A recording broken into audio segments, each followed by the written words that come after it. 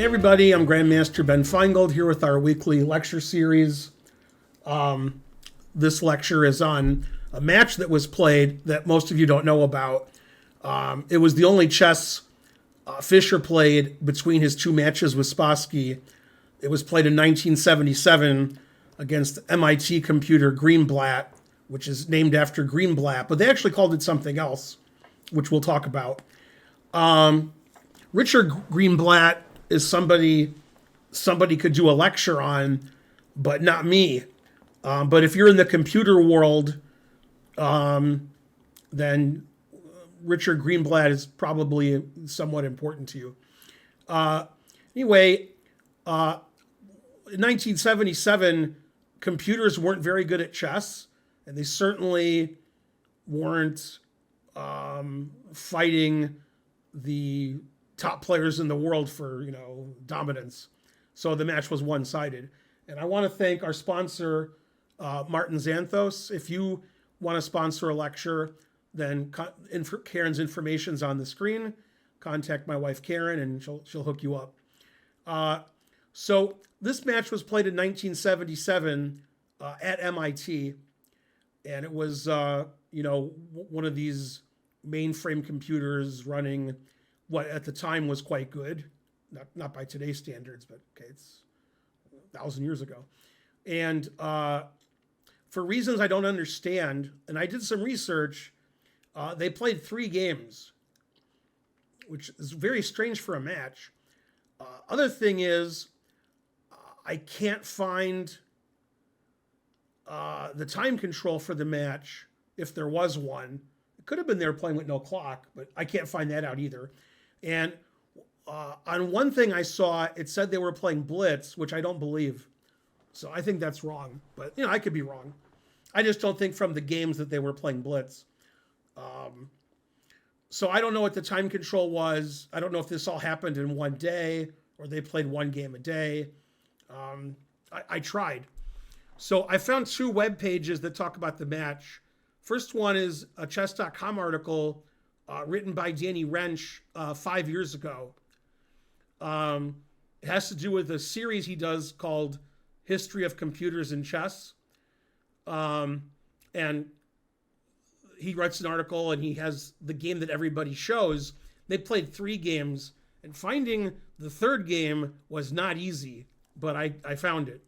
I even saw a video that went over it without finding it anywhere else, but then I had it in my database, so it was okay. Richard Greenblatt is a famous computer programming pioneer person who did a lot of computer work in the 60s and 70s and afterwards. And before that, in the 60s and 70s, before this match, computers couldn't really play at all. So they're just playing terrible, frankly. So he talks about the game here very briefly. It's very short. He annotates the game. Okay, that's a very short article. Then I went to the Wikipedia article of Richard Greenblatt himself, so you can learn about him since the computer was named after him, although some argue that the computer wasn't named after him. It had another name. And they talk about it here in this part of his Wikipedia article. It talks about the match here. It doesn't say very much, so that's pretty funny. And yeah, he named the program Mac Hack, so I guess because that rhymes. And my opinion, which may not matter to anybody, is I think the computer was about 2,000 strength based on the 3 games that I saw that you're going to see now. So that's pretty good in 1977. And it wasn't until the early 80s that the best computers in the world were playing, 2,200 strength or better. Now, if I remember correctly, and I do not, so I'm going to make some stuff up now. In 1978 or 79, okay, and it could have been 1980, but it was one of those years. It was either 78, 79, or 80. I went with my dad and brother. We lived in Detroit, and in downtown Detroit at the Renaissance Center, which at that time was a hotel.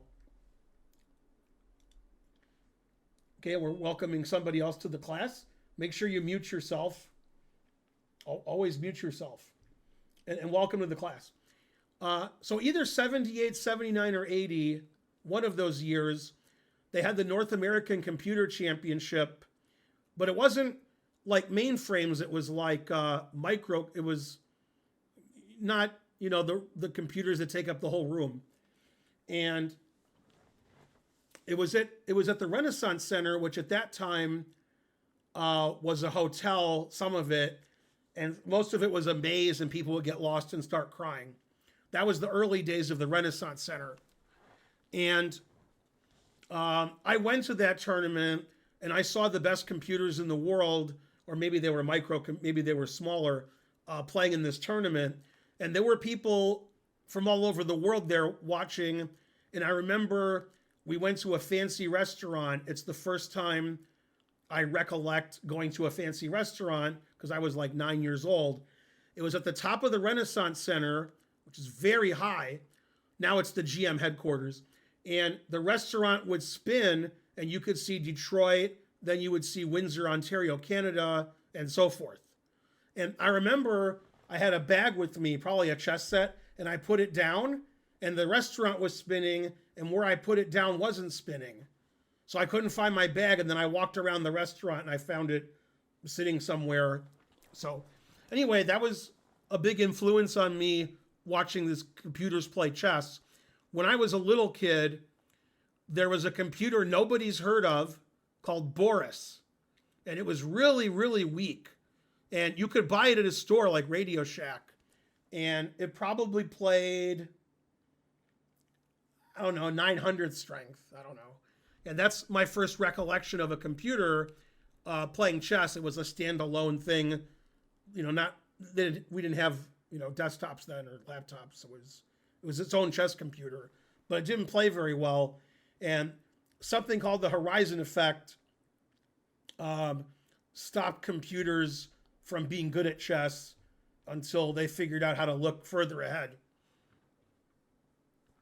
Anyway, this guy was a computer genius, and he worked at the Artificial Intelligence Laboratory at MIT. And if you're into AI or computer programming and you're old enough, you've probably heard of Richard Greenblatt.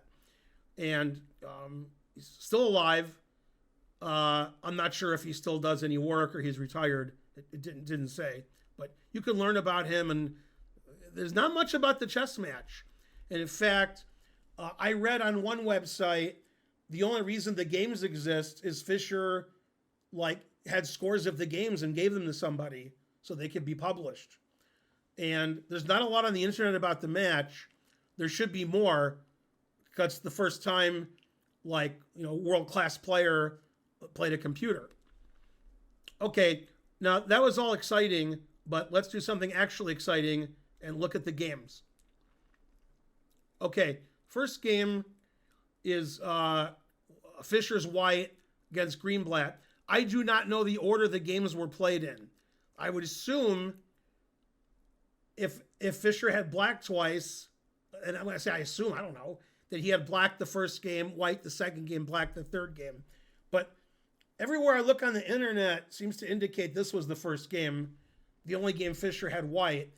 And if you look for all three games on the internet, good luck. I found it, but I had to watch a video. But my chess-based database had the three games. This is the most famous game.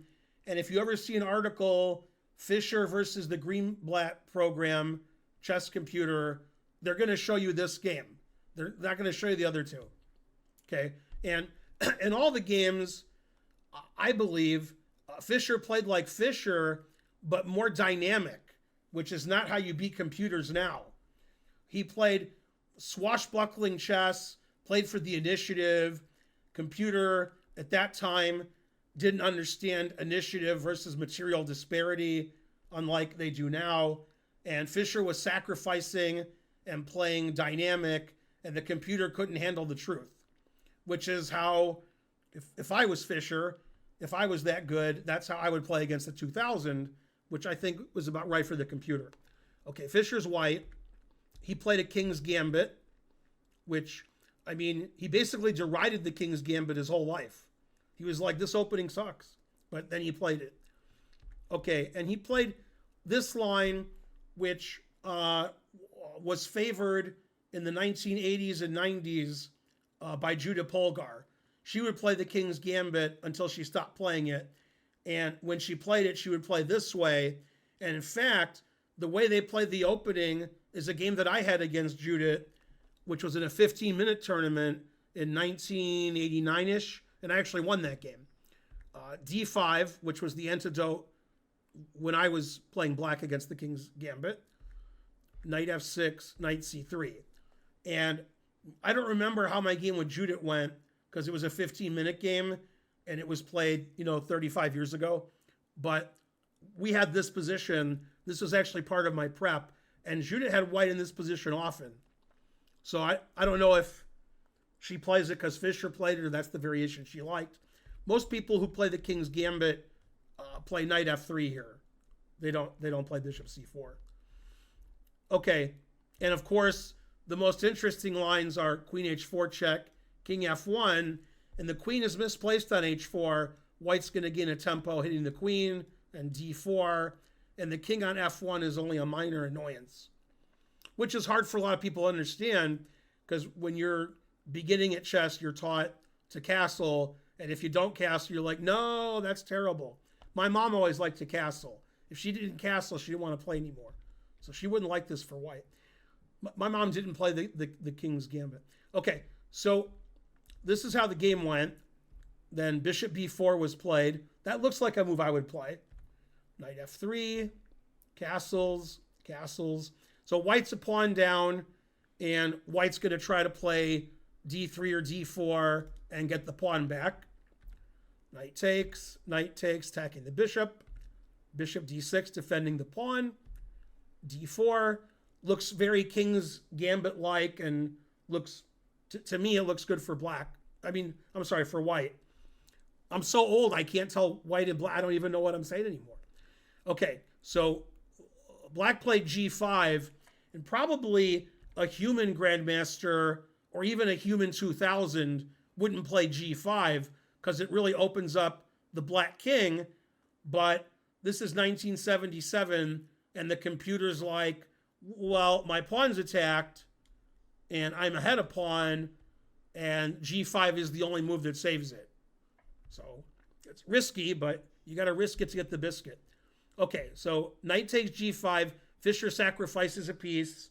That's not how you beat computers now. You don't sacrifice pieces and hope that your attack works.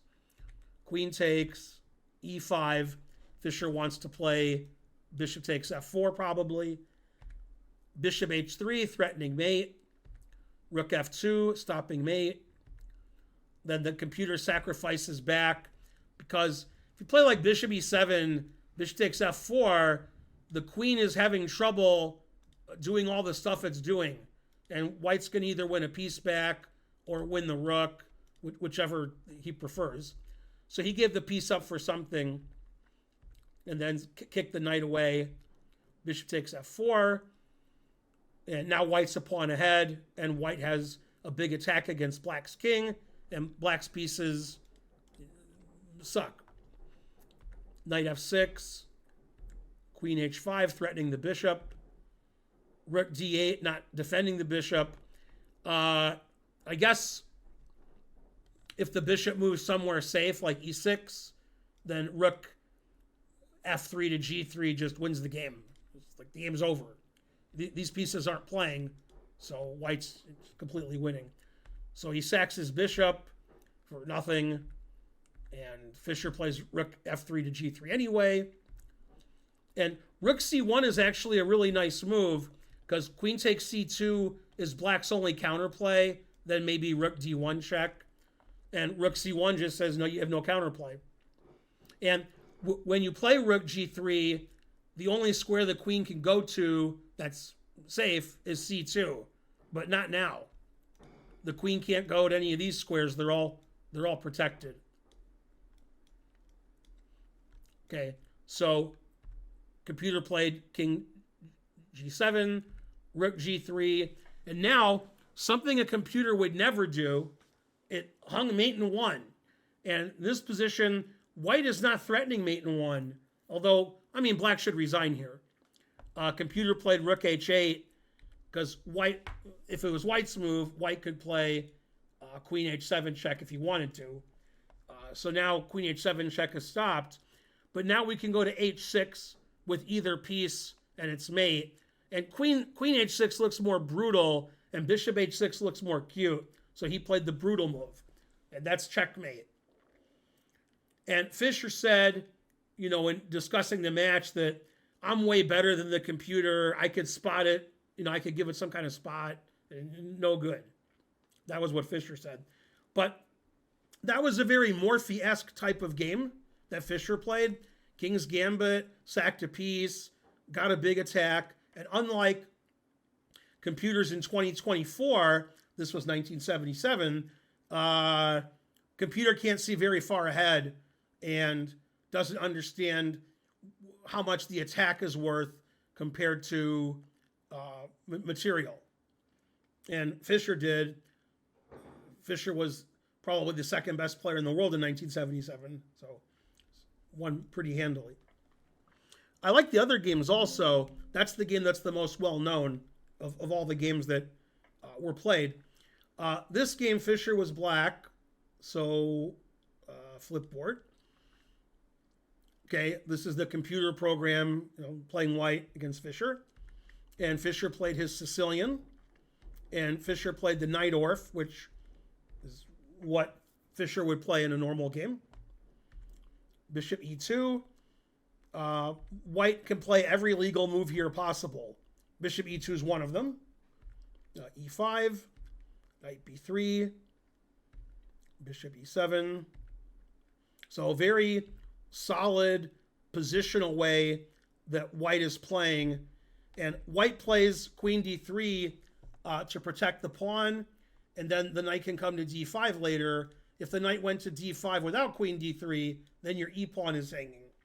And white doesn't want to play f3 because white might want to play f4 later. And it's better not to move either one until you know what you're going to do. Fischer completed development. White castled king side, and we got this position. And the computer played knight d5. If grandmasters were playing today, we could see such a position. I'm not sure if a grandmaster would play knight d5, but this is pretty good play from the computer. I have no complaints. Fischer played rook c8.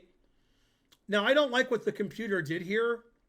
The knight on d5 is pretty strong, and he took this bishop on e7, which is quite weak, getting rid of Fischer's bad bishop. Now, black has things like bishop c4, and the queen can't stay on the pawn on e4. So white played f3, never should do, because he's defending the pawn on e4. d5, Sicilian lover's dream. I think I ordered that once as one of my pizza orders. And then Greenblatt computer played knight d2, which isn't very good. But, you know, if you take, and I take with the knight, black's pieces are excellent. Pawn on f3 is silly. And queen is misplaced. Knight b4 is a threat. So knight d2. Fischer played extremely active. Queen b4, attacking the b2 pawn. And the computer went back, which is funny. They traded on e4. And white didn't take back because, like, if white takes this, I can play bishop c4 and take this, and I'm threatening this, and I'm a pawn up, and knight d5 and knight g4 are annoying. So this is terrible for white. So the computer didn't take back on e4. Computer played queen d1. Fischer put the knight on d5 anyway, attacking the bishop. Bishop a7, terrible. I mean, white's completely losing here. Since theory ended, white's just getting totally dominated. Bishop a7, obviously terrible. And probably it was a psychological ploy from the computer making fun of Fischer's bishop takes h2 against Spassky. So you never know. Maybe the computer was programmed to play that bishop move against Fischer, so Fischer would be psychologically crushed. Instead, Fischer trapped the bishop. That's better than being psychologically crushed. So now we're going to win the bishop at some point, and also knight e3 is a threat because the bishop doesn't defend e3 anymore. So bishop a7 is quite a poor move, which would make many to believe that my adjudication of the computer strength may be off. Would a 2000 player play bishop a7? Probably not. Okay, b6, c3 attacking the queen. Takes, knight e3. Fischer didn't take the rook on f1. Fischer, oh, he did take the rook. I thought he played queen g5. Well, I looked at the game, but I've already forgotten. Queen takes a6. Not taking the knight on f1, just confusing. Knight e3. Bishop takes b6. Here comes the queen on g5. My memory tricked me. I knew the knight was on e3. g3. Bishop goes back to a7. And Fischer plays h5, h4, attacking the king. And then Fischer opens up the king. Of course, if I was black in this position, I would say I'm up a rook and white's threatening bishop takes e3, so I would play knight g4 check. But I'm not Fischer, so Fischer played f5, and Fischer's like, if you take this, I take with check, and you can't defend your bishop on e3, so this is even better. So the computer didn't take the knight. It played ef5, check, doubled the rooks. Obviously, if Fischer wanted to, could play knight c2 check and take the rook, but his rook is hanging on a8. Like if I was playing a blitz game, I would take the bishop and then win the rook, and I'd win. But okay, rook f8 is better. King walks into discovered check, double check, queen g6, threatening more discovered checks, knight d6, rook f2 is check. You can't take the rook because you're in check. Can't play bishop d3, it's illegal. So king d1, bishop g4, threatening the bishop on e2, bishop takes rook, queen d3 check. The truth hurts. So now if you play king e1, this is mate. And if you play knight d2, you wish you were mated. Then, I don't know, rook takes, I guess. I don't know. Bishop f5 check. So many winning moves. So he played king c1, bishop takes, threatening checkmate. Knight d2 is forced. Rook takes f2. Black is up 2 pieces. White wins one of them back. And now, relatively easy checkmate in 2 moves. Hopefully some of you can find it. Can any of our live audience find mate in 2? Rook f1. Rook f1 is correct. And then takes, and then checkmate. What's funny is in the final position, Fischer's actually down material. But Fischer didn't stand on his laurels and give Greenblatt a hearty handshake. He, don't sue me, Blazing Saddles. He was sacrificing and playing for an attack and giving material away and just trying to checkmate the king. And Fischer calculated really well, better than the computer did. And that's not something you can say in 2024, but you can definitely say it in 1977. So the more I look at the games, maybe the computer was in 2000. Although I would expect a 2000 would get super crushed by Fischer. Fischer is really good. And to show you how good Fischer was, somebody asked Grishuk, how would you do against Morphy? And Grishuk goes, no, I would crush Morphy. Because Morphy didn't know how to, it was 150 years ago. And then they said, how would you do against Fischer? He said, now Fischer, that's another story. He says, yeah, Fischer, I don't know. So even though Fischer was at his best 50, 60 years ago, you can see he's playing super accurate and sacrificing and calculating correctly and playing 20 moves of theory and so forth. Okay. And I wouldn't expect a 2000. I mean, it's hard to tell if the computer's 1500, 2000, or 2300, because in any of those cases, Fischer's going to give him the smackdown. Somebody's got to give him the smackdown. Okay, this game was very positional, and then it was tactical. Fischer played the Sicilian again, but he played a line I've never seen him play. He played the hyper-accelerated dragon. I haven't seen him do that. Okay, bishop g7. Now white should play d5. Plays knight c3, so we transpose back into a regular dragon Sicilian. I've had this position with black many times. And I play knight f6. And in this position, black can sacrifice a pawn with knight d5, which I've done. And I've also played knight g8, which I think the computer says is better than knight d5. Don't tell Stuart Rachels. Stuart Rachels won a famous game in 1990 in Manila against Margir Pedersen, the Icelandic GM. And maybe some of those details are wrong. Well, I think they're right. And he had some preparation that went forever. But okay, Fischer went back to g8. Now he's attacking the pawn on e5. f4 is a move. That's the most common. f6. Never play f6. Fischer showing his dominance by playing f6 and winning. And just destroying white's center. So now white has no center pawns. And black has two pawns, potentially, that could go in the center. Bishop c4, stopping Fischer from castling. d5. Now he can castle. Rook b8, attacking the b2 pawn. b3, which looks, from a human point of view, that looks pretty bad, b3. Knight g4, confusing the audience, which is you guys. Now I'm attacking the bishop. I'm attacking the knight with check.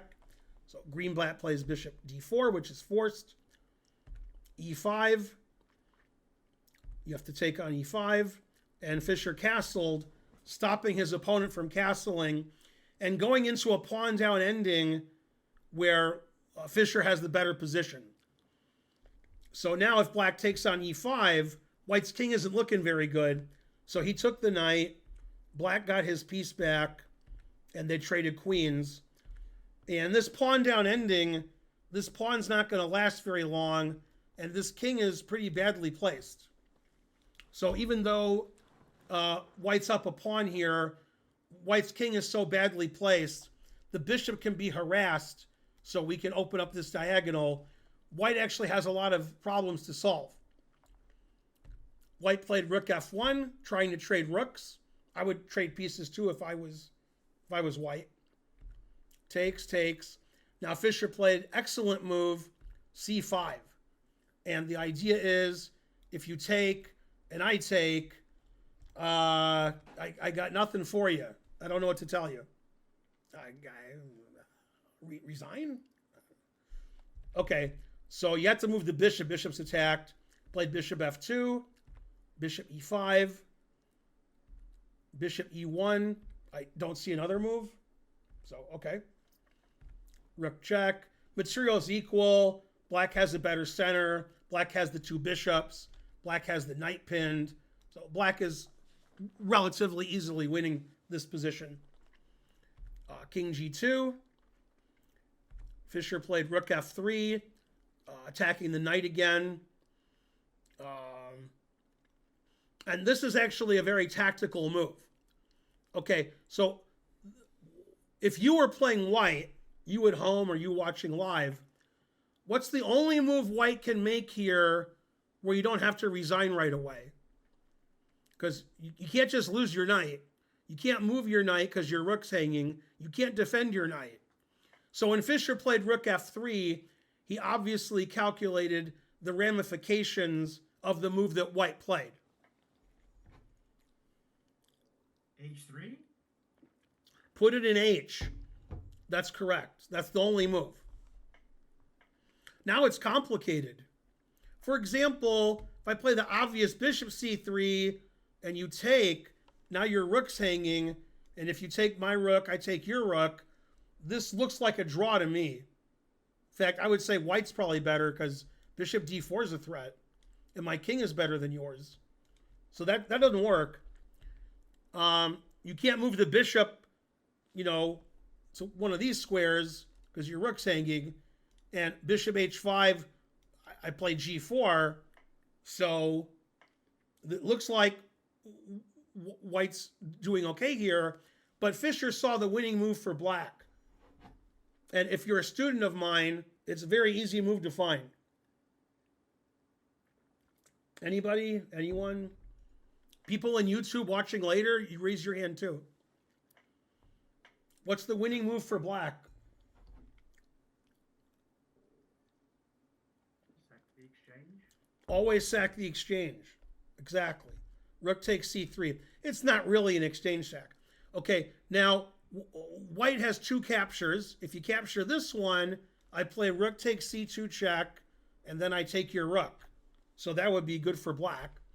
So the computer played bishop takes c3, and then bishop takes c3, and you don't have time to take the bishop because your rook is hanging, and you can't play rook d1 attacking my pawn because your rook is hanging. You can't play rook e1 to get the nice open file because your rook is hanging. So you have to move your rook somewhere random. And now black has the two bishops and the what else. And a lot of people who are club players, class players under 1800, when they have two pieces for the rook, sometimes the rook wins because it's hard to coordinate the pieces. But coordinating a bishop and knight is much more difficult for a club player than two bishops. Also, if I may point out, Fischer's not a club player. So two bishops absolutely crucify a rook. The rook has no hope. And you'll see that as the game continues. And the computer doesn't resign, which is good for us because, you want to, see checkmate. Rook f2 defending the c pawn. h5 cementing the bishop, so g4 can't be played. Rook e2. Black moves the king up. The rook just has nowhere to go. The rook's just completely... You can't play bishop e4 because it's illegal. Everybody's pinned. Now you can play bishop e4, so c3. Bishop e5. Finally stopping bishop e4 winning. Fischer gets a pass d-pawn. D-pawn's pretty strong. Bishop g4, and the truth hurts. If only the computer could resign. Fischer's in no hurry to promote. Makes the king go back further.